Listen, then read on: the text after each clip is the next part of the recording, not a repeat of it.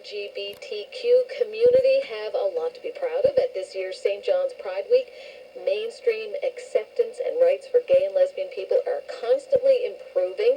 The next steps seem to be addressing issues for transgender people and others dealing with gender identity. But what does it all mean? Nathan Barnes is here to set us straight, so to speak. Nathan works with us here at CBC, but he's also a longtime LGBTQ activist and a former camp counselor at Camp Eclipse, a summer camp for LGBTQ youth.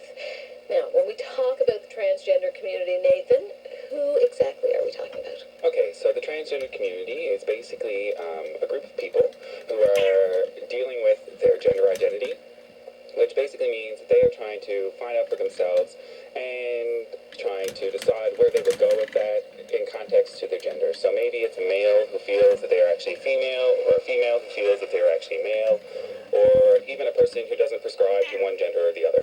So basically it's just a spectrum of people who feel that they are not in the body that they feel comfortable with. Right, so they're striving to feel comfortable. Absolutely.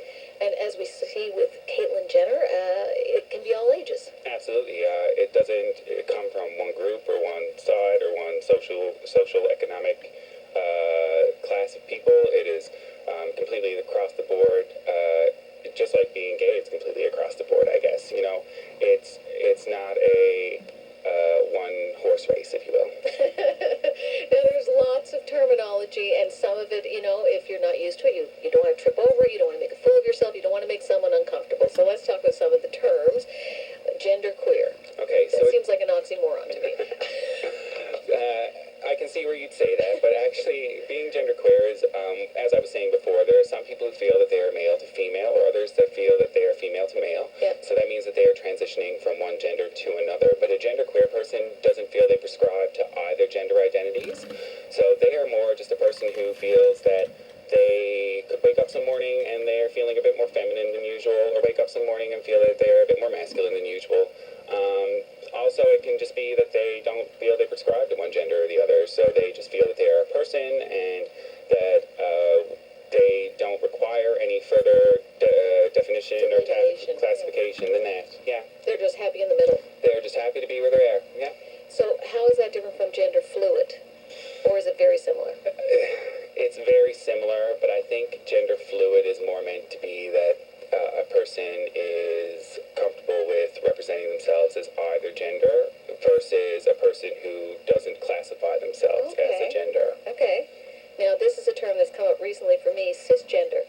Okay, so cisgender, basically, Angela, you are cisgender. You are a female who identifies as a female, but you are also a heterosexual female, so you are a heterosexual cisgendered person. Okay. So cisgendered is basically the term that is given to people who are in the body that they feel is right for them. So if you were born as a female and you feel that you are a female, then you are cisgendered. Okay. And where does that come from? What is the cis?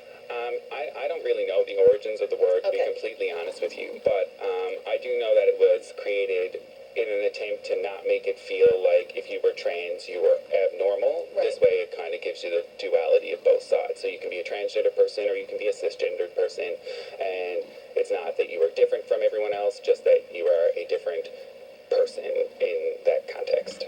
Now, this is one I've only seen on this script. I've never seen this expression before, LGBTTIQQ2S. Okay, so the LGBT is basically the same LGBT that has been around for a long time. It's lesbian, gay, bisexual, and transgender.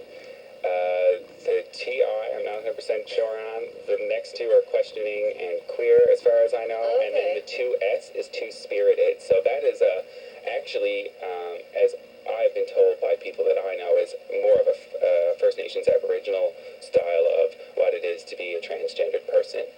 It basically means that they encompass two spirits.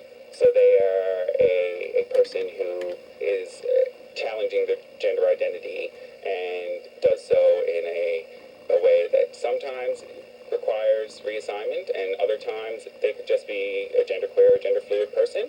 But it is, as I understand it, its basis is drawn from Aboriginal and First Nations culture. Okay. What is the most important term to know?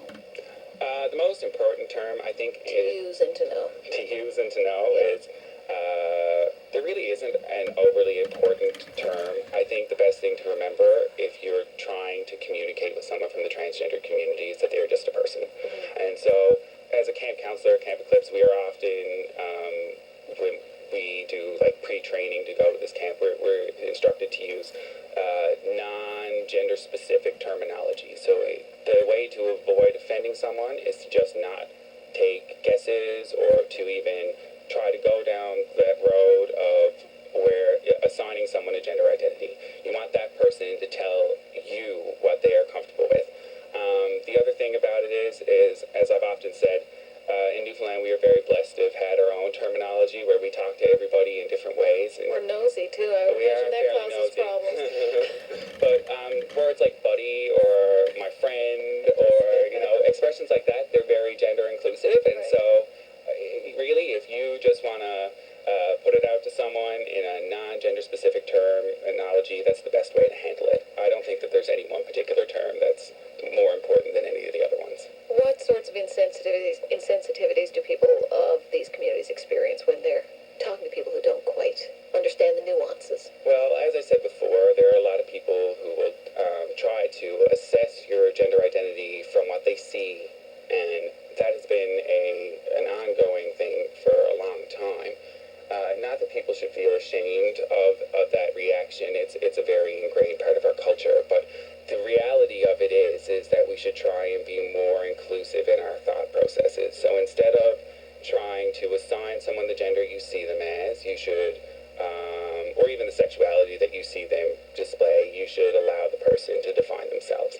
Also, in context to that, you should really be cognitive of the idea that different people see the world different ways, and so imposing your vision of what you see in front of you on another person is not always the correct way to do. Right. That goes for gender and a number of things. It goes for everything, exactly. So tell me about some of the events coming up for Pride Week. Okay, so today they're having the flag raising ceremony. There's actually a couple of them. There's going to be one at Confederation Building at 10 a.m., the St. John City Hall at 12 p.m., and one is doing their own at 2 p.m.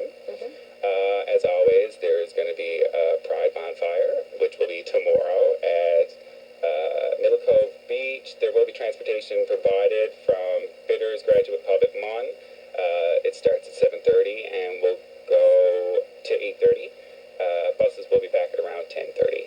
So come and have a bunch of hot dogs and whatever and have a fire, and it could be a good time.